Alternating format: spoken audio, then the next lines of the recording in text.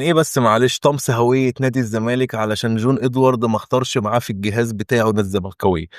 كل البرامج بتتكلم كده، كل رموز نادي الزمالك طالعه بيندبوا.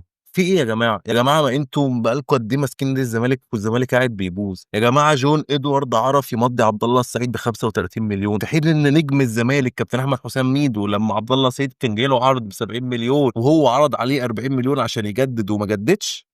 اهو جون ادوارد خلاه يجدد ب 35 مليون. في مثل بيقول لك ادي العيش لخبازه. واحد بقى هيجي يقول لي طب ما الاهلي بيشغل رموزه. يا صديقي الاهلي بيعد لعيبته لكده وبيجهزهم لكده، ولو يصلحوا لكده بيشغل. مش معنى ان انا ابن نادي الزمالك او ابن نادي الاهلي اشتغل بيه عافيه. هل انا هضيف للمكان اللي انا هشتغله ولا لا؟ هي دي النقطة. وعلى فكرة في وجود أحمد حسام ميدو زيزو مشى من الزمالك ببلاش، مع إن أنا متأكد إن لو كان جون إدوارد هو اللي موجود وقتها ما كانش ماشي اصلا من الزمالك، ولو مشى من الزمالك ما كانش هيمشيه ببلاش. معلش بس سؤال صغير، هل الزملكاويه شايفين اللي انا بقوله ده صح ولا غلط برضو؟